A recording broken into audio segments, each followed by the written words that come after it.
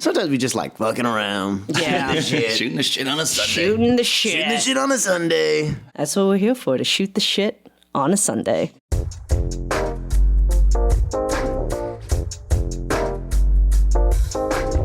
Ever wonder who's responsible for the goosebumps you get from a great movie trailer? Well, tune in for the podcast movie event of the fall. On this episode of Sips and Clips, we're pulling back the curtain on one of the most exciting high-stakes jobs in editorial. We're sitting down with Steve Pinto, a master trailer editor at Buddha Jones. He's the creative mind behind trailers for projects like How to Train Your Dragon, The Muppets, Women of the Hour, Babylon, and The Boys. We dive into the nuts and bolts of editing and the workflow, Steve's creative process, the secrets of finding the perfect music, and the one trailer that gave me a flashback to my first ever date. Coming soon to a podcast player near you. Or right now. Welcome to this episode of Sips and Clips. My name is Lian McFalls. My name is Michael Schusterman. Well, we've got a very special guest here today. I'll let him introduce himself. My name is Steve Pinto. We have Steve Pinto here, friend Steve of... Pinto on the pod. Pinto on the pod. Friend of the pod, Esther Sokolow. Friend of the pod. Who works with Esther's husband at Buddha Jones as a trailer editor. We finally have a trailer editor in the house, people. We've been trying to get trailer editors in. Worlds collide. Worlds collide. I was so smart, finally, after how many, 31 episodes, to finally be like, hey, Esther, do you know any trailer editors that we can bring on? Esther and Scott are my people, man. I love them they're so great. much. They're everyone's. I feel like Esther is everyone's people. And Scott. Everyone's people. But he's going to talk to us, of course, about trailer editing. And we are going to finally look into this world. But we have to start with what we're sipping on. Michael was very kind to bring us Starbucks again, even though you need to mix it up. Remember, we're gonna. Now we just. I'll do it next time. We keep promoting like the biggest coffee. I know. It's like I saw you have this addiction, right? Well, I have this. You do have this addiction. I do have an addiction. Well, I have an addiction for the autumn. So as customary on the show, I need to start counting. So, ladies and gentlemen, we're at 1. We're at 1. We're at 1 PSL this morning. This is number 1. I'm going to track it in my notes app, and I'll let you know. The really scary thing will be what is the number between here and the next recording of this show. That's true. Yep. It will not be 2, most likely. So we're recording in about, I think, 2 weeks from today. So let's see how much Michael can get in 2 weeks. The exponential growth in 2 weeks. Yeah. But Starbucks was going to happen either way because I was going to go to Starbucks and then you texted. I was like, there you go. Well, we already know what Michael's sipping on as he... Yeah, I was going to say almond pumpkin spice latte. Almond pumpkin spice latte. Steve, what are you sipping on? I'm sipping on a grande soy cappuccino. I'm not lactose intolerant. I just like the taste. Interesting. Yeah. Interesting. Can you remind me what a cappuccino is? I always get confused between a cappuccino and espresso a lot. It's espresso and foam milk. Yeah. Oh, well, because a latte is steamed milk. It's espresso. Yeah. So espresso is just espresso. And then a latte is espresso and steamed milk. And then I believe a cappuccino is espresso and foam, right? I don't think it. Yeah. And then milk if you want it? I think there's milk. I don't know. Will they steam the milk? This is revealing that we know very little about what we drink constantly. True. But and then I'm drinking my vanilla sweet cream nitro cold brew, and because it's nitro cold brew, it should have a lot of caffeine, so it will keep me up for the rest of the day. Here we go. Which is what I need. Let's go. Let's go. Let's talk about editorial. Well, actually, one thing before. Oh, yes. Please. I have a bone to pick with you. A bone to pick with me? Yeah. Oh, what? The drama. I listened to an episode where you said that you don't like showering. And yes. I'm just not cool. I would take 5 showers a day if I could. I love it. That's fine. I also love showering. I took a shower this morning. That's fine. If you want to take all the showers you want. But listen, when you come home at night and it's 8 p.m. and you have to eat dinner and do your dishes and fucking shower when you are exhausted. That's the best part. That's the best part. All I want to do is hit the bed. You start anew. Yeah, you're like, I'm so tired. Oh, I get to be in the shower. Oh, it's so great. No. All right, truce. I'm not judging you. You're judging me. Clearly, you're the one who's here judging. You come into my podcast and you decide that you want to talk about the fact that I don't like to shower. We're off to a great start. Which again, I like being clean. I'm not saying I want to be dirty. So funny. I'm just saying if there was a scientific tube I could step in and just be clean. That's so funny. Ideal. All right. Well, let's really jump into it. Steve, why don't you start off with how you got interested in who you are, where you're from, were you always interested in movies, trailers, any of that? Like, tell us your story. So I grew up in Connecticut and certainly loved movies growing up, but I was actually more into sports and professional wrestling growing up. Okay. Those were my yeah. two huge passions. Did you wrestle? Oh, God, look at me. No. No, absolutely not. You just liked watching WWE. I just loved watching. Yeah, WWE. Yeah. But movies were definitely a part of my life. And then everything kind of changed when I saw the movie Almost Famous. Oh, okay. And that was like a super lightning bolt. How old were you? I was 16, and the main character is 16. Yeah. And so I kind of just been floating along and not thinking about my future at all. And that was just the kind of movie experience that you chase the rest of your life. You know, it just transcended. It transcended. I connected with him, and I took it literally when I first saw it, where I'm like, I'm going to be a music journalist. And so I wanted to be in journalism, which is what my major was going to be when I went to Emerson in Boston. Oh, you're an Emerson grad. I'm an Emerson guy. Yeah. But when I got to Emerson, I was immediately like, I actually don't want to be a journalist. I think what I'm reacting to is how beautiful this movie is and the way it uses music and the way it's edited and everything. So when I got there, I switched majors, and it was a lot different at the time, where I just wrote the film department and said, can I switch to be a film major? And they're like, sure.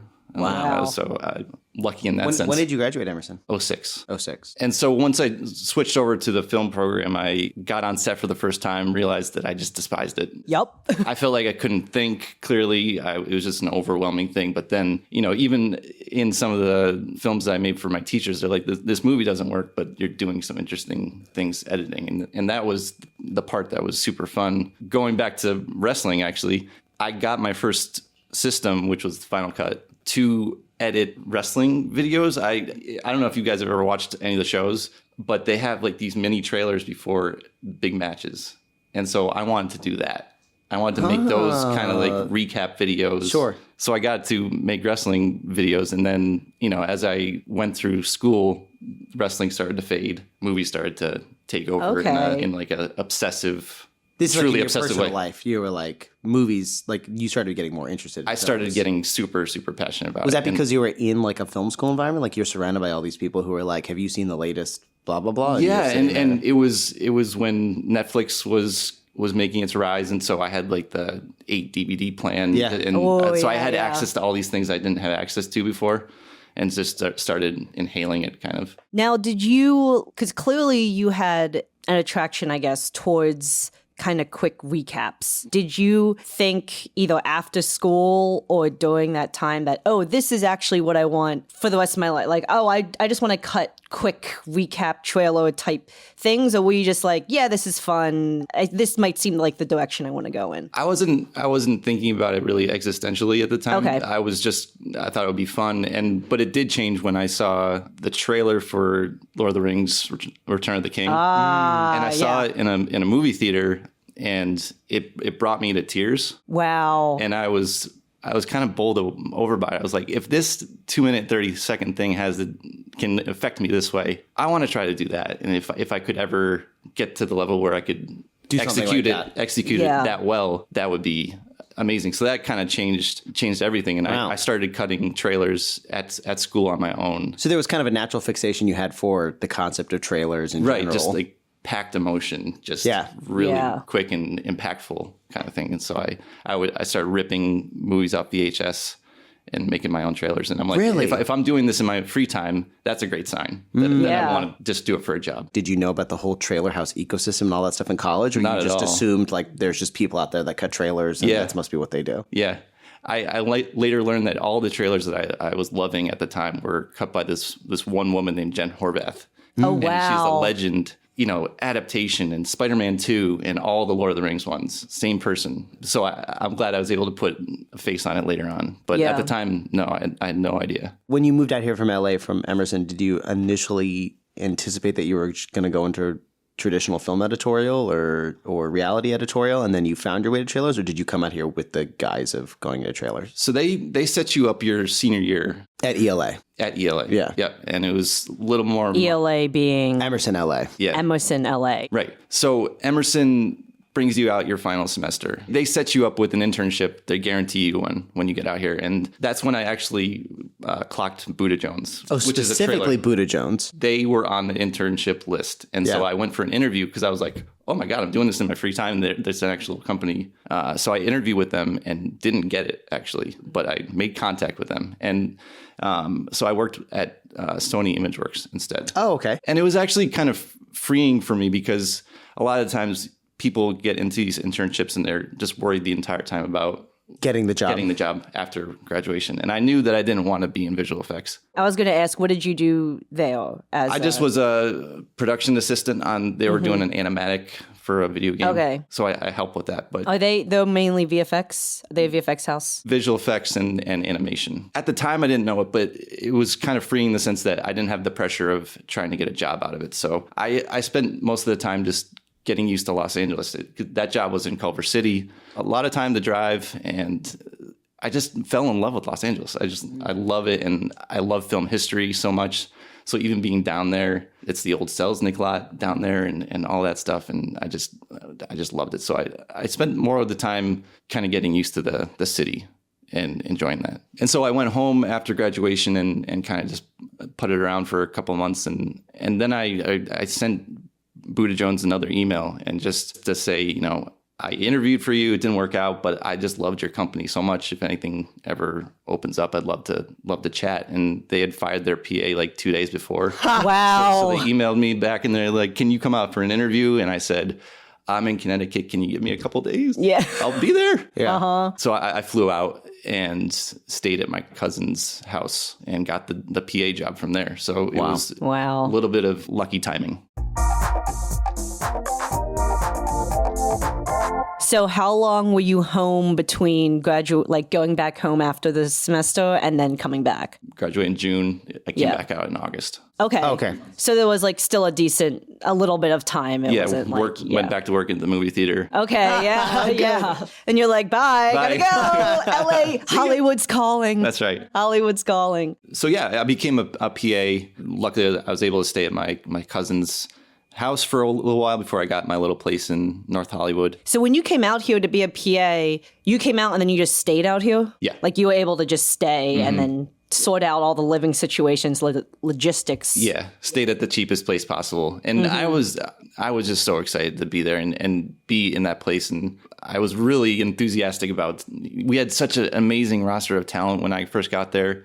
And they were all people that you could kind of open door policy. Just go up and talk to him. Just go up to Oh, talk cool, to them and yeah. stuff. So as soon as I got my foot in the door and became a good PA, I would ask for scripts and start staying late. And I just would stay late almost every night cutting just to wow. just to start, Just to practice. just to practice Yeah. because you gotta get the bad ones out before you become good. And what are you guys using program wise? We've been Avid for 19 years. Oh, you've been Avid. And Okay. we're switching to Premiere now. Oh, I'm wow. about to be in a world of hurt. Are you really? Wow. Yeah. Why is that? Any reason why? Just changing times? I think they're thinking that in terms of attracting younger talent, that most people are coming Premiere. up on Premiere. Yeah, that's true. Which is unfortunate because, with any of these programs, you just want it to be, you're not thinking about it at all. And you're thinking you're just on autopilot. Yep. And so I'll be fine. But for like a couple months, There's it'll just still be- like a learning, like an Still a learning adjustment, curve. an adjustment Sure, period. yeah. Yeah. So you end up at Buddha Jones. Can you explain then sort of the hierarchy? Now that you're in as a PA, how did you get, make your way up? Is there another position after? There's assistant editor. There was assistant, Yep. okay. Assistant editors are logging the footage and creating dialogue breakdowns and prepping stuff for finish. And Are you getting footage? I guess I'm not even entirely sure how the workflow of a trailer works. Are you just getting? That's what I was going to you're ask getting too. you're I was getting gonna- everything they got. So if You're we're, getting the dailies. if we're starting early enough that they Okay. don't have a first cut, then Gotcha. you'll start getting dailies. That's crazy. Or really? like animation, you'll get the storyboard cuts. You're really getting in animation. You're starting way out because they need time to animate anything that you're going to be putting in a trailer or whatever. They put their first teaser out a long time before the movie comes out. So So you get everything. I was going to say, let's start then at the one of the questions that we have is like the workflow of the trailer editing. So then let's. Yeah, sorry, I know we're talking about hierarchy, but I feel like it's hard to talk about hierarchy without understanding the workflow. This is true. Right? This is true. let's get into it. So let's start from the beginning, from like what you're receiving all the way up to here was a first draft, I guess. Right. So depending on how far along the movie or show is, you'll either get dailies or the first cut of the feature, whatever is done at that point. Who's deciding that? Is that the studio? Is that a post executive? Is that who's deciding? Like, because those are two huge different things, right? Like here is 32 terabytes of an Nexus versus like here's a 3 gigabyte file on Frame.io, right? Like those are two completely different things. It depends on the marketing department's long-term plans of when they need their first piece out in the world. So whether that be a year or 8 months or 2 weeks. So you get all that in, hopefully you have just a 2-hour cut to watch, but we get time to break it down. When I get something in, I'll break it down, do a dialogue breakdown, do a picture breakdown of visuals that I think are interesting. And I'm logging this all on the computer. Is dialogue breakdown, like you just said, visual breakdown is anything that you find interesting. Is dialogue breakdown the same just for like lines? Like for you're lines, watching it and you're like, oh, that line is good. Yeah, that line I think is that good. could be useful down the line. Now we have assistant editors who will log every single line of the movie to track. Wow. Because a lot of times you're also Frankenbiting and you need the word the. So they're just transcribing the whole movie essentially? Yeah. Wow. Yeah, it's a lot. Yeah. It's so granular that I applaud when they can find the time to do it. I also like to do like a sound effect breakdown of interesting sounds from the movie. And then we'll get on a client call with the studio. And at that point, you're just kind of trying to find your way. So they'll give you a brief of a general tone that they want or a certain feeling. And then we'll start our process. So we'll get together with our music team who will make music pulls based on tone, or we also have in-house composers. So if we have a music idea that we need trailerized, they can get started on that before I start cutting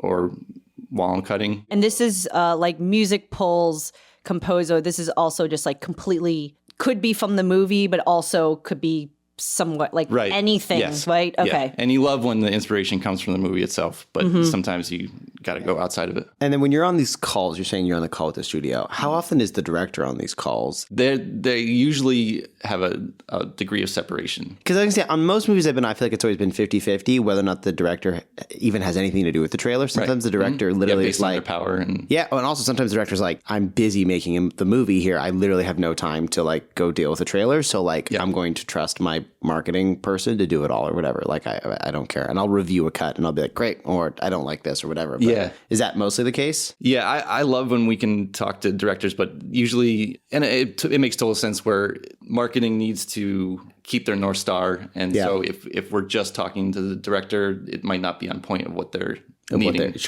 of their meeting. So usually you get notes from the director from the marketing team. Gotcha. Oh, through them as like a Okay, So a filter process. And when you say, are they coming to you? I imagine, are they coming to you and saying, oh, we really like the Thor Ragnarok trailer, cut it like that. We really like the blank trailer. Do you get a lot of those comps like that? Sure. Or you cut the Thor Ragnarok trailer. And so now we want another one of those or something like that. And there's a lot of, most of it's relationships of client to producer over years. Gotcha. So it's like, these people, like these same kind of people. And they're like, all right, we're going for this kind of tone. Kind of like the thing that we scrapped on this other project, we're going to bring that back and let's try it here. That kind of thing. You're having those kinds of conversations. That makes sense. So once all the departments talk, then hopefully, in a perfect world, if I'm the editor, I'll get like 4 or 5 days to do my first cut. Then it's, making sure that everyone signs off internally and then you send it to the studio. I think the other thing that is kind of interesting about this space and makes it exciting for me is it's almost like a sport where you're not guaranteed for your stuff to be used at all. You're competing against multiple vendors. Really? For the same trailer. Oh, really? Yeah, Wait, they bid out but I mean, they're presumably paying Buddha Jones or Trailer Park or whoever a fee to even just do a pass that they may not use, correct? That's right. So that's what they do? They'll literally bid it out to a bunch of different trailer vendors and then just pick the one that they like the most? Yeah. I didn't know that. I Really? didn't know that either. Yeah. So it's nerve-wracking. You're competing. Yeah. You're competing constantly. And so any big studio movie that you see, the bigger the movie, the more vendors have been on it. Wow. And trying to Get that contract. Oh my God. Yeah. So it's so you're literally just making like a draft, like to your best of your ability, and then if they do go with you guys, then that's where you might like fine tune what you're doing. Well, or you're is that competing how- to the end. You know, it's Oh, like they're, to the end. They're revising multiples, and then so when they get into their meetings, they have multiple options. This seems insane. Oh my this God. Seems so.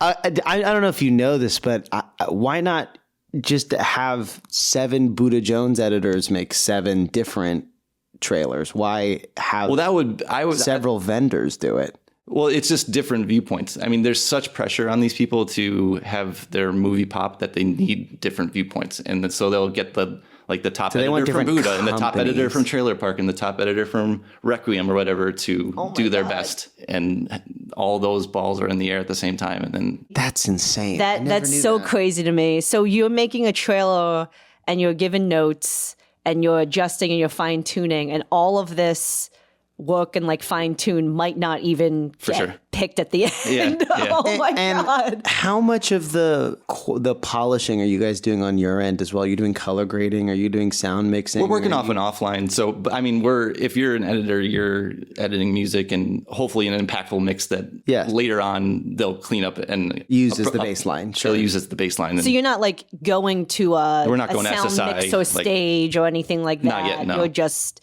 doing offline as much mix. as you can. Yeah, offline. Are you doing temp VFX or anything? Are you doing any of that stuff or no?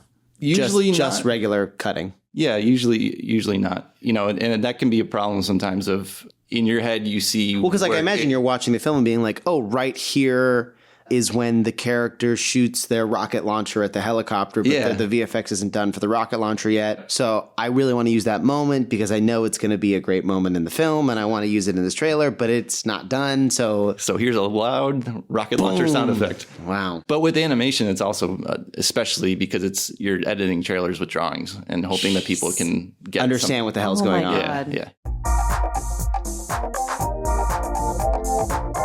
But the flip side of it is it's super rewarding when something like that finishes and you see it look perfect and beautiful Yeah. and fully realized after working on it for a really long time. It's really satisfying. Yeah. Wow. But yeah, it's a sport. And those processes can go on for even like a year, you know? Yeah. So you're, Revising the trailer back and forth. yeah. And, you know, sometimes it's revising the trailer or sometimes it's you got so far and then it just didn't go through. So start again kind of thing. So you're always having to be nimble and ready to Wow. pivot. I presume you have a post producer that is telling you all this, right? As being like, hey, they didn't like this, try this new version. Like, or are you the one that's interacting on these emails with these people? No, we have producers who Are helping you manage the schedule and timing and all and that they're stuff. creatively there to help you. They're Yeah. they're real partners in the whole thing. They see the bigger picture when you lose it. Okay. How does, as an assistant editor primarily, I'm just trying to now understand your larger like team. You're cutting this stuff. An assistant editor might be doing some of these breakdowns, might be transcribing stuff.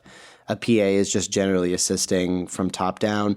But once an assistant editor has kind of prepped it all for you, are they really involved or are they just going to the next trailer? Or are they helping you out with this year-long process or whatever? Like they're coming on and off and helping you do stuff? It's less that they're attached to you. Yeah. It's more that they're keeping the whole infrastructure going. Alive. So they're like assisting other. They're assisting the there's whole multiple- shop because Yeah, we yeah. have at our company we have like 25 editors, I think.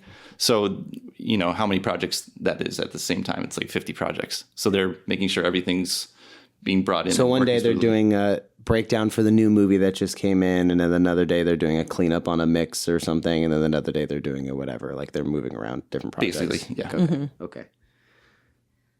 Oh, exhausting. I'm I tired know. just I'm like, I talking need about it. My I need to God. like let this sink in for a second. And I know in the modern age, a trailer is not where your 3-minute trailer is not where it ends. I know you have to do 15s and 30s and 60s. Are you also cutting those shorter stuff? Are you doing the social spots too? Are you doing everything yourself or? Yeah, and hopefully if it's a big job where you're doing trailer, TVs, digitals, you have multiple people juggling. You know, Gotcha. So it's you not- won't do it all yourself. No.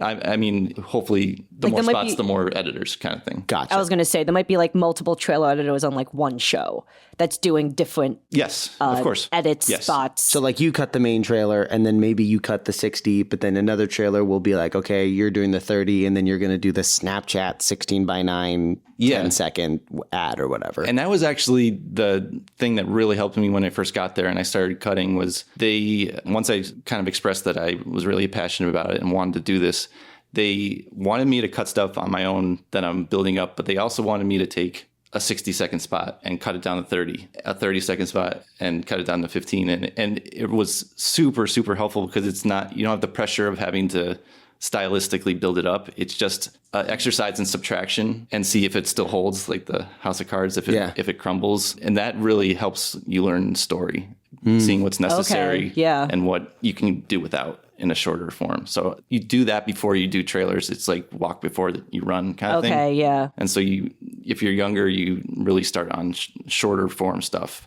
before you build up to trailers. The longer stuff. Yeah. Do you have junior editors at Buddha Jones? Mm-hmm. So those people presumably will be doing those kinds of cut downs initially. And then your more senior editors will be doing your full trailer build outs and everything like that. Exactly. So when you are working on a trailer, do you just kind of have that one project, or do they give you like 3 trailers to edit and then you have to kind of like manage and jump through?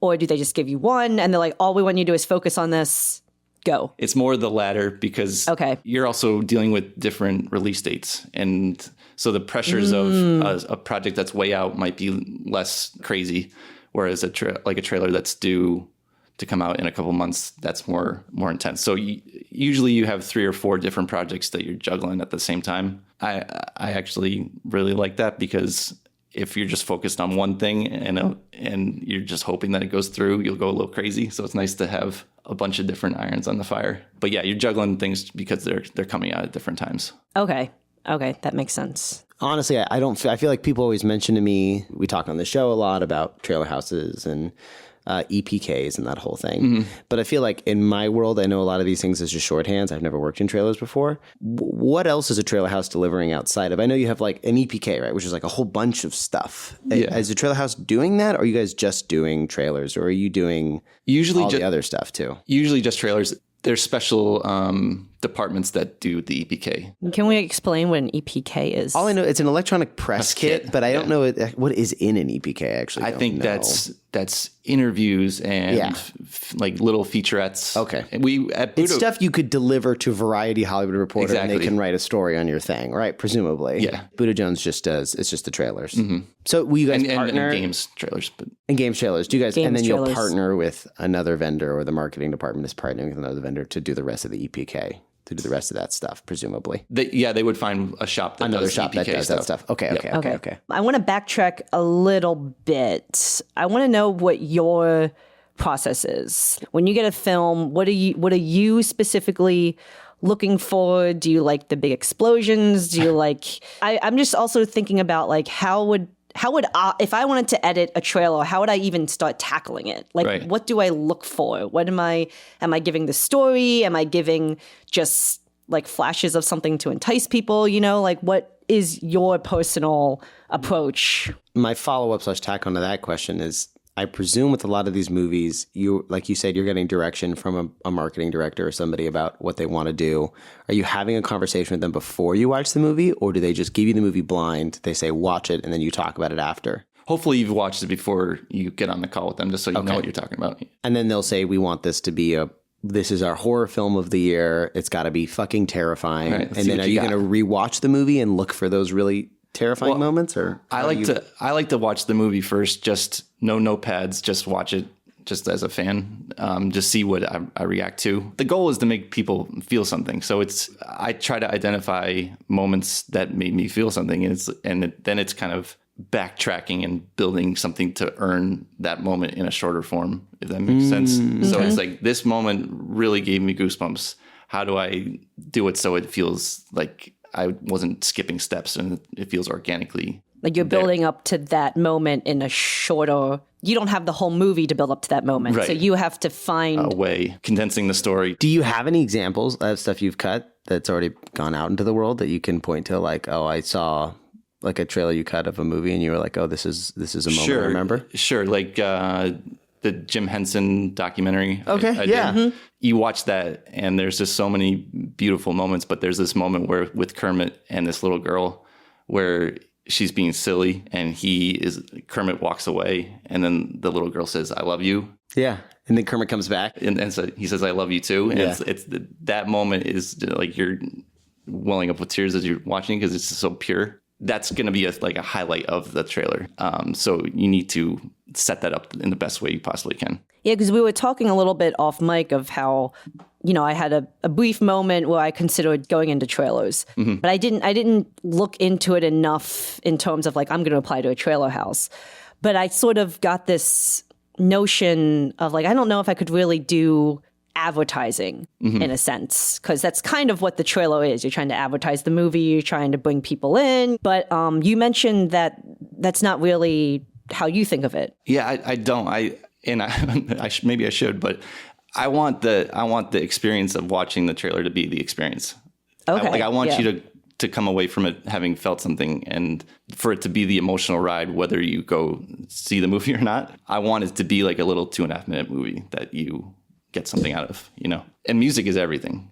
Music is like speaking of, once you watch it through just once to see which moments work, then it's music, because that's like the whole thing, either the use of it or the absence of it. That's what I can't cut without a song. I need that to be the base. And we're working in this awesome era of, 10 years ago, you never customized a track at all. It was just off the rack. And if that song worked, then good. If not, pick something else. But now we have all these composers that specifically do trailer work, and they'll take a fragment of a song and make it into something else completely. And it's just like this opens this world up so you can do anything. Is there a trailer you've seen from one of your peers that you really love? Something recent, and not even necessarily peer. Like, what's a trailer modern that you take a lot of inspiration? Something that you look at as like, this is emblematic of all the things I want to do or I like. I mean, so many. I work with Bill Neal. His name's Bill Neal, and he is the horror king. He's done every horror trailer that you ever love. Bill did the 28 Years Later one. Okay, yeah. That was one where it just dropped all of our jaws, because he's done it so many times, and then he just did this thing that was absolutely transcendent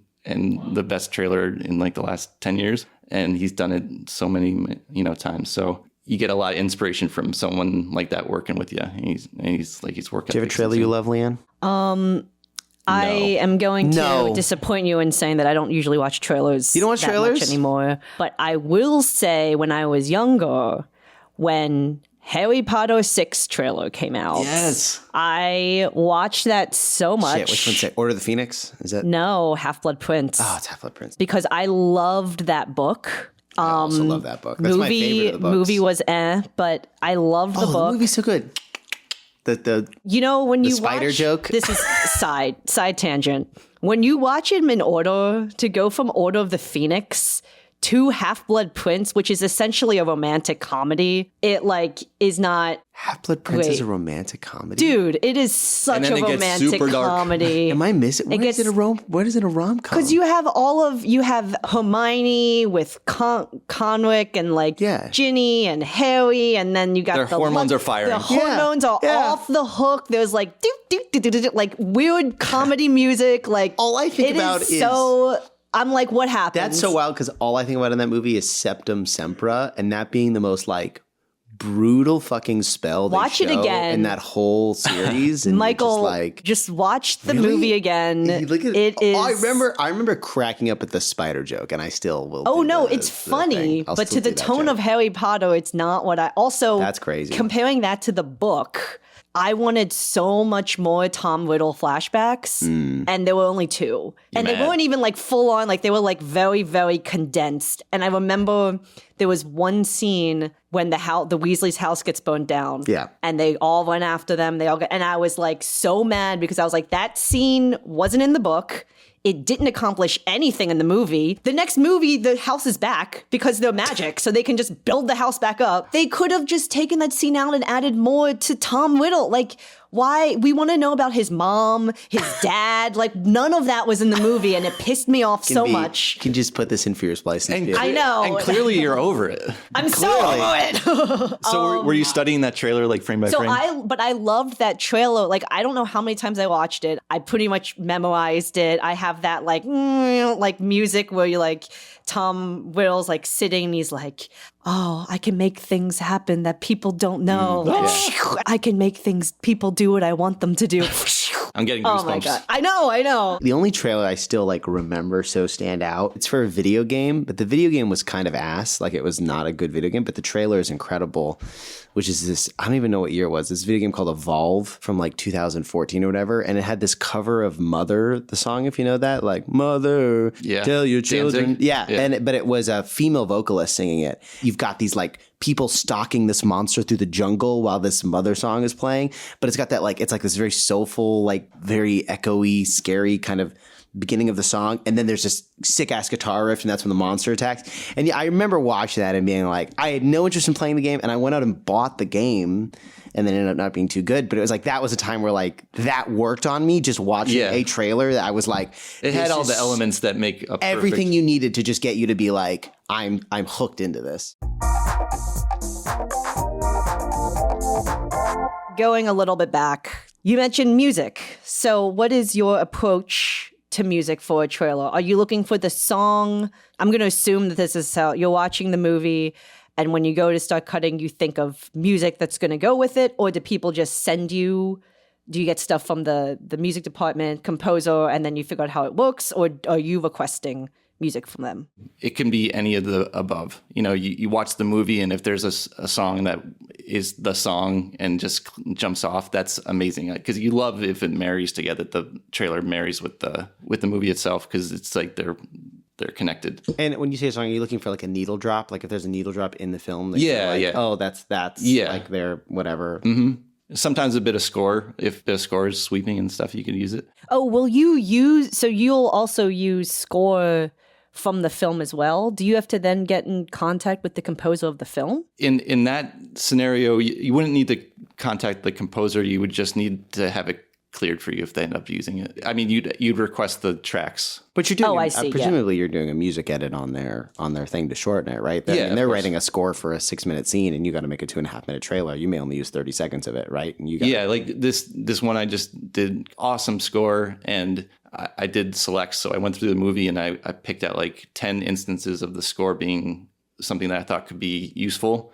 And then I brought those to our composer and I said, can you make a trailer song out of these disparate parts? Mm-hmm. And so he used the score to make a new track. And that's what we ended up using. And so when you're doing your watch down of the films, this is the kind of stuff you're looking for. You're looking for like, oh, that's a really interesting part of that song cue or that music cue. Like mark that. And then you've got 12 of those littered throughout your sequence. And then you're going and revisiting those 12 and being like, how can I fit this in or what works? Then we have a music department who does amazing polls based on, you have a conversation about what you're looking for, and they'll give you 40 options. And is there anything in here something you can build off of? Are they also pulling needle drops? Or are they pulling orchestral stuff? Or both? Okay. Everything, songs, library tracks. And is there a consideration at all? Because this is trailers is kind of a weird thing, right? Because like it's both an entertainment product, but it's also an advertising product, right? Mm-hmm.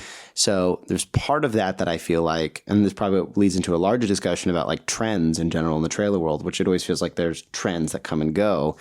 I imagine with music pulls, are you trying to pull modern songs? Like you're like, oh, Chapel Roan is really big right now. Like we have this rom-com and it's set in West Hollywood. Pink Pony Club would be great. Let's try to get that, right? Is that kind of discussion you're having where you're like, that's modern, that's popular? Or is it just like, oh no, let's just go with the music that fits this movie no matter what? Well, I think they always want it to seem like fresh and new. So, I mean, on the same movie, you could do two different explorations where you're like, we want to do orchestral sweep, but we also want to do modern pop. Yeah, and see which one hits better. Gotcha. Now, would you be doing both of those versions, or do you have another edit, like one of you? Probably I would be doing both of them. Yep. Okay. Unless there's a time constraint. Is that a discussion you're doing? Is that something you're bringing up yourself, or is that a discussion like a producer's having with you and being like, I think we should present to the client these two versions, or is the client coming and telling you that? Like the problem I feel like is you're in this position where it's like you have to make 2.5-minute trailer, but that limitation in and of itself is infinite, right? There's an infinite number of versions of a trailer that could be made. Yeah, it'll drive you crazy. And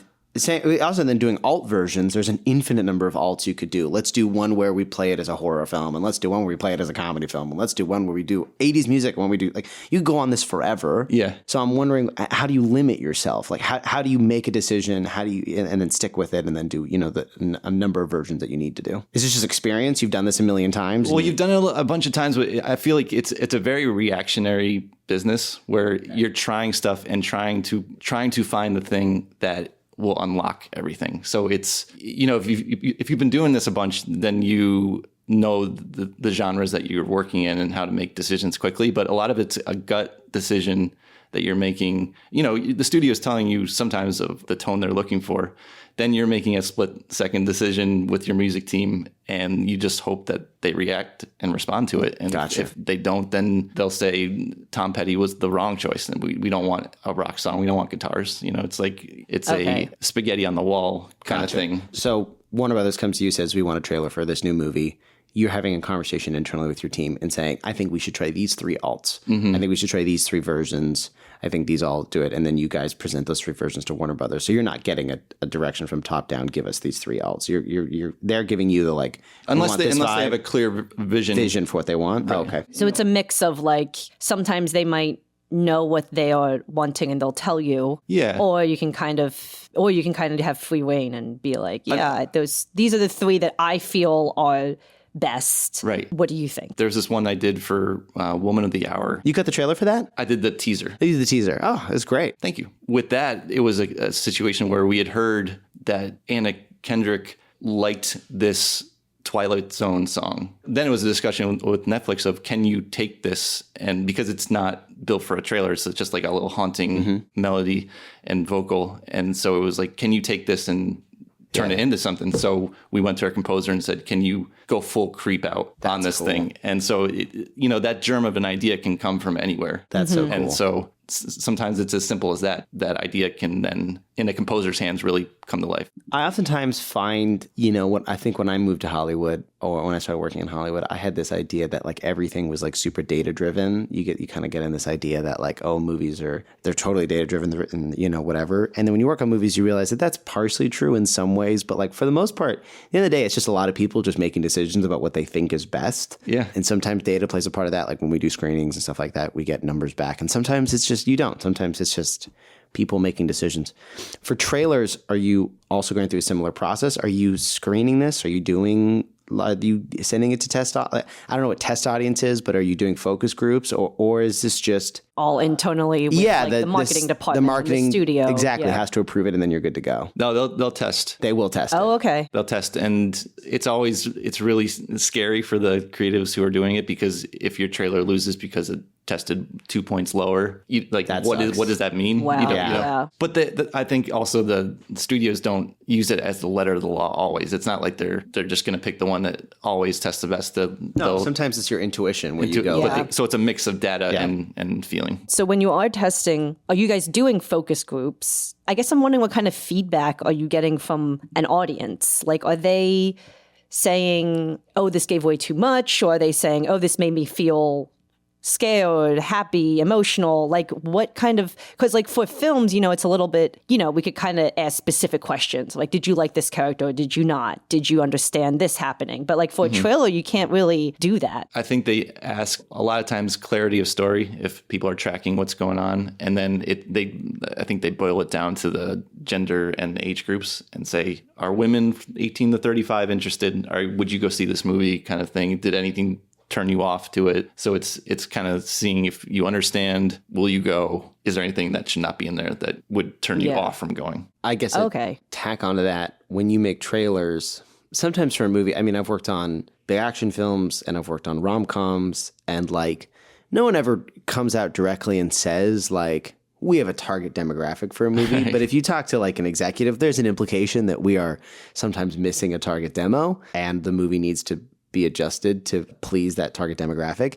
Is that similar in trailers? Are you we're making this movie for 16 to 35-year-old women, and so we have to make, changes to appease that group? Yep. Hopefully your movie is super well-rounded and can appeal to everybody. And then, in terms of a bigger movie, they'll also do specialized spots that target specific demographics. So if it's a big movie, they'll do a 30-second spot that is just about the romance. And, so it'll just try to get ones that they can put in different places that attract. And is that a request you're getting at the outset of a project start? That would be later down the line. Yeah. And is that a trim down of the existing trailer, or is that a totally build up of like a new 30 spot that is specialized? That kind of leads into a question I have on this list, which is, I know the world of trailer has really changed because of social media. Mm-hmm. I mean, a trailer used to be basically exclusively for DVDs and before the movie. And theaters. Yeah. And theaters. And that was basically it. TV spots. Yeah. And that was basically it. Now, social media, it's like, I see trailers on Instagram Reels or TikTok when I'm scrolling past, and it's like a 15-second trailer or whatever. And I know whenever a trailer comes out for a big movie, it's almost always the number one post on Reddit or whatever, right? Like, so you're getting all this engagement, and you just have a lot more data points and a lot more avenues where this stuff is going these days. Are you thinking about that when you make these trailers? Are you thinking and are you getting feedback about, it got this many impressions on Instagram, and so this did good and this didn't do good? Like, is that factoring at all into your creative decision or like the business of how you do it? Or is it that more just something you're not really paying attention to? I think you're happy when something gets a ton of views, but there's no way to predict what will or will not. So I think people track that after the fact and see what the engagement was with it, but it's not something you can plan for. Are you taking an analytical approach in the sense that, like, let's say a trailer comes out for Project Hail Mary or whatever, and you see, oh my God, that trailer got 10 million views. 400 views in the first week. It was insane. 400,000 views in the first week. 400 million. 400 million. 400 million views? 400 million views in the first week. Fucking The top most that a trailer has gotten that is a not sequel, not Jesus like an Christ. original idea. Just saying, guys. That made for some very happy people. I mean, I'm sure that you guys were So that's a great point. So that trailer comes out. It gets a bajillion views. It's considered a massive success. Is that influencing the way that you cut trailers now going forward? Are you looking to the way Project Hail Mary was cut and thinking, okay, there's some lessons to be learned from here? Like, is that what other trailer editors are doing? They're seeing a particularly successful trailer and like learning from it? I mean, maybe some do. My only reaction to it is just being impressed that it's a well-crafted trailer and it does its job well, and I appreciate it. And but I'm not trying to break it down in terms of why it got so good. It's a ton of factors. It's like a beloved book, and it's the best movie star, and then it's got all these things, and the concept is just and the best awesome. assistant editor And the best assistant editor in the world. Of course. To your point about trailers coming out in such a way, it's a lot. It can be enticing, that first initial burst of a trailer when it comes out and everyone's watching it and everyone's reacting to it. It's almost like a drug that you have to be careful of. Well, because you also have to sustain the attention, right? Like if you release a trailer 6 months out or whatever, you're like, and it gets a lot of hype, you're like, this is great, but this eventually needs to carry into ticket sales 6 months later. So you've got to probably plan out a media strategy of another trailer. I mean, I see that nowadays, right? You'll see, like, especially I think Marvel does this a lot. You'll get like trailer 1. They'll literally call it like trailer 1, trailer 2, trailer 3, right? Like, so you can track when these trailers are coming out and see stuff. Yeah. I also want to ask about that because Marvel's very famous, right, for putting fake stuff in their trailers. Have you worked on anything Marvel? Anything Star Wars Marvel that necessitates that kind of like... Star Wars very, very briefly, but not Marvel, no. No, Marvel. Because I know that's like a big thing they do is they'll like storyboard out and shoot fake stuff for their trailers because, I honestly prefer that. I think it's great because then you can watch the trailer and get the energy of the movie but not actually know any of the plot points. Yeah, they used to do that a lot more of special shoot stuff for teasers. That stuff's always really cool. Have you worked on anything like that? Muppets. The Muppet movie? I did. That's actually a sequel. That's like the new... it's Muppets Most Wanted. Did you do that one? I did that one. I had a coworker of mine, and he worked on 2 of my favorite movies of all time, and he's so sick of me talking to him about it because every time I'll be like, so tell me, like I know now everything about the production of Tron Legacy and the Muppets movie because those are 2 of my favorite films of all time. So Muppets Most Wanted or? I like Muppets Most Wanted a lot. The 2011 one. Yeah. That's actually when my career changed. Like it's was the Muppet movie? Did you cut the trailer for the Muppet movie? I cut. So at that point I was 5 years into editing, and it takes, when you start editing, you're imitating before you find your own voice kind of thing. And you're just taking your inspirations and kind of copying them. And so when that movie happened, it was 5 years in, and it was like I was finally making a breakthrough where I felt like I wasn't imitating anymore. And so that when the Muppets came along, it just clicked in the most beautiful way. We had this producer, Steve Robertson, who had a Muppet wedding and just like lived and breathed the Muppets, and Lee Harry, who was also running it. They grew up on it. They loved it. And oh my God. Like my sense of humor just matched it. And so we were doing all this weird stuff, and the client at Disney was willing to go in all these have fun with it, really odd directions. So it was like 3 trailers on that I finished, and then all these TV spots. It was like 8 months of just Muppets. I loved it. And I also have to mention, I'm looking at your website now. There's a jump scare on this list, which is Beautiful Creatures. Yeah, man. That was my first date ever. Wow. Was to go see that movie. That's where I got my first kiss, was Beautiful Creatures. So seeing this on this list is like shocking. I'm like, oh my God. It's like a jump scare. That jumped out at me as like, oh shit. The best, like memories of the best night of your life. Insane. But yeah, Muppets, Wow. it was the most. And then Both you got those to do the movies. Jim Henson one. That's so Yeah, it was like full so circle. fun. Yeah, That's that so is cool. lovely. I guess the next question that we kind of have is, have you ever struggled with a film that you couldn't find an angle for? Oh, of and course. how did you solve it? Well, sometimes you don't. Okay. yeah. Sometimes, and then you lose. I feel you can hit the wall a bunch of times, and it's, first of all, you got to lean on the people around you, get different viewpoints, be open to different viewpoints from your own. I guess that feeds into a question I have, which is like, where do you start with assembling a trailer? Do you start with like one core idea and then you build around that? Do you start with the beginning of the trailer? You're like, I know how this is going to start, and I know that this is going to end, and I'm going to find the road in between. Like, what's your cornerstone? Like, what's the thing you start with? It switches. I think the main thing is that thing I was talking about, the moments that I want to highlight. Sure, but if you've got 12 moments in a movie, how do you pick which one But if I'm like, towards? I think this is going to work as the end. Okay.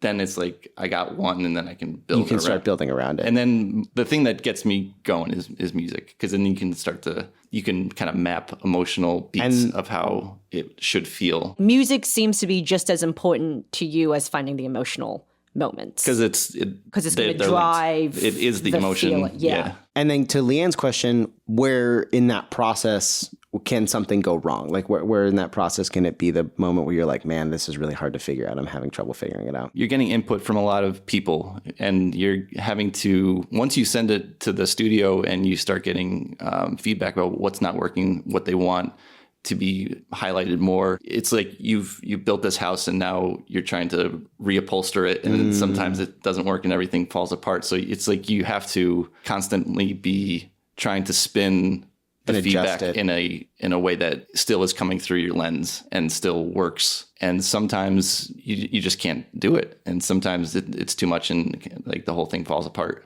So I don't have an answer of how I necessarily get through it, but I just know that I'll never stop trying.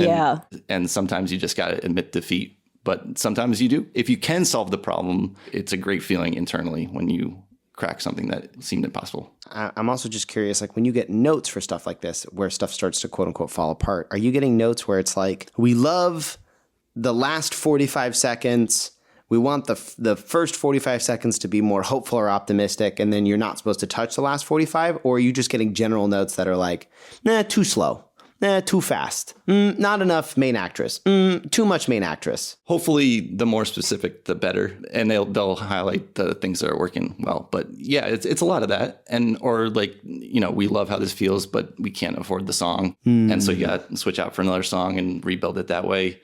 Or we just don't think your opening is dynamic and attention grabbing. So how do you do it in another way and get people interested right off the jump? So it's all these things that go along the whole timeline. It's kind of interesting because you're talking, like, I have to remember that you are one of 5-7 other trailers that are being cut. Like your company is one of, because when you talk about, like I try my hardest, but sometimes you just lose. It's like, obviously you don't ever want to lose, but on a film, it's like you can't lose. Like you need to figure it out in some way. So it's just it's like a different mentality that I just didn't think, I never really thought of like, yeah, I'm going to try my hardest, but if it doesn't work out or they don't like what I did, like, we just move on to the next one. Whereas like a film, it's like, nope, you can't just the move. release Like, date is you coming. need to figure this out. Yeah. So it makes sense that, there's not really a specific way that you probably solve it. You just try your best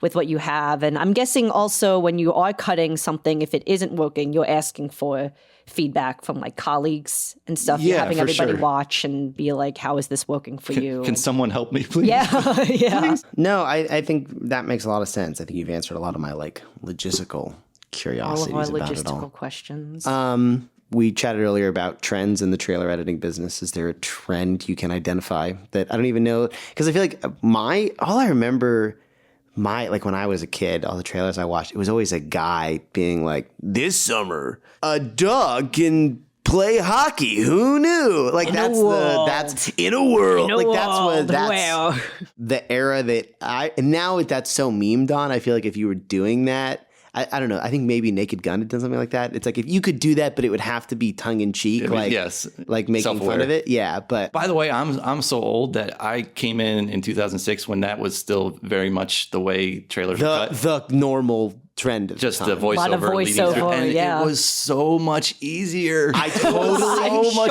easier. because you just wrote a little script. You just wrote like, Yes. oh, this is a movie about a dog playing basketball. So in a world where dogs play basketball, they're taking the rough way onto the court, whatever it is. Rough. And then exactly, you're just doing a little. quick shot of the dog like going, "Whoa!" hitting Yeah. the basketball, and then it just pops up with like the text. Yes. Will he ever make it to the All Stars? Air Bud, come in the Air Bud theaters. is the pre-ultimate trailer of our generation. Yes. When they took that away from us, it was like, oh my Was god. that like a meeting? You had to be like, all right, no more guy talking. That was like just a thing. I think it was more over time. It was the vibe. It was Just we like can't do it the guy slowly talking again. faded away. Did that have a name? I'm just curious. Did that have like a name in the business? Was it just a voiceover? Narration, It wasn't voiceover? like you weren't like, oh, it's Greg. We all go to Greg or whatever. It's There's Greg's a bunch of voiceover. legends. That did that type of stuff. Oh my god, I'm they're so yeah. great. I came a little after this guy Don LaFontaine, but he was like the guy, and he famously would drive around in his limousine from trailer shop to trailer shop, Just to recording pop these in, things? record, get his Oh my god, that's thousands of amazing. dollars, and go to the next one. God. He was Good for that live guy. like a Yeah. king. But it was sad when it went away. So are there any kind of like trailer trends, I guess? Do that you are kind think of about trends? happening? Do you inadvertently fall into trends? Do you I try steer away from it? to avoid. I imagine that's got to, because I feel like for most editors, at least like in features, if you try to tell them that this is a trend, that's the greatest way to get them to not do something. Yeah. Right. I imagine there's got to be an element of that. Like if you know there's a trend, there's got to be an element of like, well, I don't want to do the trend. I want to Right, I and want when to buck the trend. someone says it in a That's how negative you way, kill it. like in the 2010s, it was the dark cover of a song Oh became the thing. yeah, sure. It was like Oh. take a pop song and then make it edgy and moody or Oh, whatever. okay, yeah. And that wore itself out. Even with Bill's 20 Years Later trailer, which our music supervisor pulled this poem that he grids the entire thing through. And I bet you're going to be seeing a lot of more poem-based trailers Because that it are did so, yeah. twisted in an interesting way. I try to avoid it. I try to take the movie on As it is. and see what I can do with it. I feel like sometimes those studios or marketing might be like, we like what you did, but can you put in this trend? But can you put sure. in this really dark cover or this poem or this what? I don't even know what trends trailers would have. Like, are there? Maybe they don't even say it that way, but they're coming back to Bill and saying, "Can you do that again?" Yeah, I want that same sauce. And rightfully so, right? Yeah. And then these things burn out. Nowadays, trailers always have like a 15-second pre-trailer before the The trailer. 5 second. What is that? That's because of people's attention spans. That's literally it. It's just to hook you in so you don't click away on a YouTube Yeah. video. Yeah. That's psychotic. that's insane. Wow. Now that you're in trailers, when you're watching trailers, are you are you able to like pick them apart in a way, or are you just like watching them? I try not to be too analytical about them. I love them and I watch them, but I'm not a cynic about it. And I truly love the art form and stuff. Even though you work in trailers, you're not sick of watching trailers. You'll still watch them. No, ones that you didn't work on to like learn or because you find them interesting or whatever. I just think, I want to be blown away. I also know at this point how hard it is to make something and get it through. Yes. Of and course. For it to, and I know how much it means to these people. For their work to be out there. Like if they get a trailer for a big movie, this is like a career defining moment for them. And so it's all wrapped up into it. There's a lot more going on than just the trailer itself. So part of it's like you just supporting your friends. It's Sure. just being like, hey, I saw your trailer that Super Bowl spot that you did. Like, that was amazing. Congrats. Like, it's whatever. Like, part of that is just like, you want to support the people you know. Yeah, and it's a great community to be in. Even our company, it's just like-minded people, and you're rooting them on if you're not on the project. Like when he got the Project Hail Mary trailer through, it was joyous. It was whiskey. So are there trailers you've cut or teaser spots you've cut that you're particularly proud of? Stuff that you feel like you've cut trailers from movies that are both big and movies that are both small. So I'm not necessarily saying like just say the thing that was the most watched project. Right. I'm just curious, is there one that you look to, you're like, oh, this was a particular favorite of mine? For me, all these projects, it's so fun to bounce onto all these different kinds of projects that are big and small and stuff. And I just love Hollywood history so much. And every time you get to work on something that is associated with someone that you grew up loving, or, it's all like a form of connection. We just did the Ellen McKay trailer, and James L. Brooks is a hero of mine. And I love broadcast news and terms of endearment so much. And I just love that I can feel it's a personal thing. I know that it doesn't mean a lot to a lot of people, but for me, it means a lot to make those connections and find something that's like a personal connection to the project itself. Right. And like Cameron Crowe was my hero, and Almost Famous changed my life. So when Aloha came out, the movie wasn't successful, but it just meant a lot to me. But in terms of the big versus small, about 10 years ago, I started doing documentary ones, and that's my happy place, man. I love working on a smaller scale about a subject that's important to me. So like the Marilyn Monroe trailer, the Jim Henson trailer, and then working on the Orson Welles Other Side of the Wind thing. Anytime it's a subject that I care about a lot and I'm able to do something that I feel like is effective emotionally, those ones mean more to me than some of the bigger movies. I guess we should probably touch on this to somebody who is in your shoes, who's in film school. They're thinking about a life in trailers. What's the kind of personality matrix that you see as like somebody who is maybe already interested in post, maybe they're interested in trailers, and they're curious about whether or not they should go for this? What would you say to that person? Like, what is the ideal kind of candidate that makes for this kind of business versus other avenues of post? It's a stressful space to step into. So you have to really love movies. Like you can't just be kind of fair weather about it, because you got to dedicate a lot of time to building up your skills, and it's also a job of rejection, like a lot of rejection, and having to be resilient. It sounds like rejection even after you get a job. Like it's a lot of rejection of like your project you spend hundreds of hours on doesn't make it to air, doesn't make it to broadcast. Exactly. And so is something like that, or is feedback that you don't agree with going to make you bitter or cave into yourself, or are you going to always try to look, for solutions? People who are resilient are the people who succeed, and the people who really love movies, because it's the thing you have to fall back on. When I'm burnt out on a smaller level, I just want to go watch more movies and get fresh inspiration. It's so you need to really love it to enter into it. But when you do, you have tremendous opportunities to flex creatively and take swings and connect with material and people that you can really show your talents. All right. Lian? Yeah, I think that's all the questions I have. Should we move into our splice and spew? Splice and spew. Splice and spew. Michael, do you have, or Steve, do you have, maybe we could let the guests. Yeah, let Steve go first. Let the guests go first. I got two. All right. Please. First of all, I'd like to shout out Sherman Oaks. You know, The city? the city. Okay. Okay. I'll tell you why. Please tell us why. I watched Valley Girl for the first time recently. Have you guys seen Valley Girl? Yeah. It immortalizes the Sherman Oaks Galleria in it, amongst other things. And since we're here in Sherman Oaks, and Petit Soir's right down the street too, so Sherman Oaks gets a shout out As a splice. as a splice. Splice. Yeah, just like I'd like to also I shout love out my wife Meredith and my daughter Clara for building forts while I'm doing this. Oh. Yeah, Those are your two? those are my two. Love it. Do you not have one, Michael, yet? I do. Good. I have Okay. one I just thought of. Do you want me to go or do you want... I'll go because mine is complete nonsense, probably complete nonsense to with you, but I'm assuming Cassidy's going to light up here.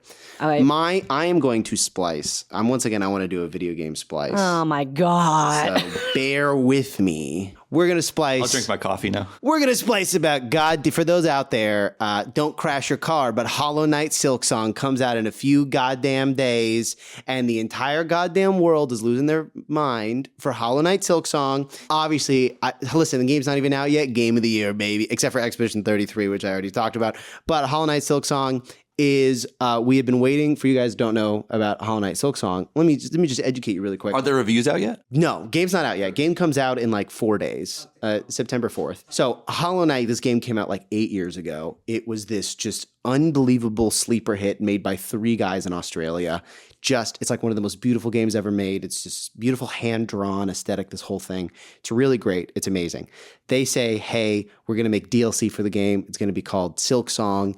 And then they just start working on this thing so long that they're like, by the way, we've been working on it so long, we're going to spin it off into this whole new game. And everyone's like, that's awesome. And then they go radio silent for like 5 years. Meanwhile, the entire internet is like slowly discovering this game. So at every single announcement event from like 2017 to today is just people in the comments spamming Silk Song, Silk Song, Silk Song. Like the internet, the subreddit for Silk Song is the funniest place on the internet. It's so unfortunate that it's going to die soon, but it's like, it was just people losing their mind. And then basically out of nowhere, they basically just kind of announced that it does in fact exist. And then literally 2 weeks ago, they're like, and it comes out in 2 weeks. And so the entire internet has already gone feral for Silk Song. I would like to just point out there was a Jason Schreier interview, who's like the #1 video games journalist in the world. He did an interview with the team at Team Cherry who makes Hollow Knight. And they revealed that they had sold something like several thousand, millions, dozens of millions of copies of this game. They'd made like close to like $250 million, these 3 people on this game. They'd made just a shit ton of money off of Hollow Knight. And Silk Song is like probably the most anticipated video game since like Half-Life 3 in the last like decade and a half. So what's insane and is my actual splice is the fact that they announced like yesterday that this game is going to be $20. In the world of like modern video games costing $70 and this being the most anticipated video game of like the better part of a decade now, they could have charged $70 for this game. They could have charged 50, 60, like they could have charged an astronomical amount of money for this game. But the fact that they are like, it's for the people that they were like, we want as many people to play this as possible. We don't need that much money. We're gonna charge what we charge for the original game, even after inflation and everything. We're gonna charge $20 is just so unfucking believable. So if you got $20 in your goddamn pocket and a computer that can run fucking Snake, go buy Hollow Knight Silk Song when it comes out in 4 days and get skonged like the rest of us and just go absolutely feral. I'm so excited. So is everybody else in the world. I started playing Spider-Man 2 about 2 weeks ago. I'm desperately trying to finish Spider-Man 2 before Hollow Knight comes out because that's all I'm going to be doing. So you've cleared your schedule. I literally like put time away to finish Expedition 33 and then start playing Spider-Man 2 because I was like, these two need to get cleared out of the way before Hollow Knight Silk Song comes out, because once that comes out, like there's no time to do anything else but play Hollow Knight Silk Song. All right. I've decided I'm going to keep in my Harry Potter spew where it is, and I will spew about something else that I've noticed recently is that I am getting old and I am feeling my bones and limbs ache. Now, this might not seem like a big deal as I am only 31 years old, but when I wake up out of bed and my back is like, I can't move, and I try to like stretch a little bit and I'm like walking and like, oh my God, my knee is hurting me and my arm is, and why am I in pain? And I don't understand. And I shouldn't say in pain. I'm not in excruciating pain that I can't move. But when you like bend your elbows and you're like, oh, I can feel the bones creaking. And I'm like, what is happening? My ankles are like weak as fuck because I've rolled them so many times. Sometimes I'm just walking and I'm like, oh, my ankle just rolled. Like, the other day I was walking in our living room and I just like fell. Like, didn't trip over anything. I just like tripped over my own feet. And so maybe that's a me problem, but like I can just feel it in all my joints. And I'm like, I don't know what's going on here. Is your spew getting older? My spew is getting older. My limbs are not. And I try to be active. I try to play softball. I try to like keep my body moving. And for some reason, it's like I wake up in the morning and I'm feeling some creaks in my body. At 41, I feel like the ways that you hurt yourself get more and more embarrassing. Yes. It's just like you turn the wrong way. Yes. And you lock up. It gets worse. That's what I have to look forward to. It gets worse. Is that what I have to look forward to? Maybe, Michael, maybe. You know, I was sleeping on my side one night and literally woke up and I could not unbend my knee. It was in so much pain and I was like, what is happening? Drink some water. I do. I drink so much water. I don't know what it is. So we've got a splice for Valley Girl, a splice for Hollow Night Silk Song, and a spew for getting older, and a splice for Sherman Oaks, and pillow forts. And Harry Potter Half-Blood Prince. You just falling over. Cassidy, you want to do your Cassidy corner? Hello, everyone. Welcome to my Cassidy corner. My splice is about, I am currently experiencing a phenomenon that I feel like hasn't been felt since the United Kingdom in the early 1970s, called T-Rextasy. There's a band called T-Rex that for a period of 3 years was as popular as the Beatles, only in the UK. They have one famous song that you probably heard of. It's called Bang a Gong, Get It On.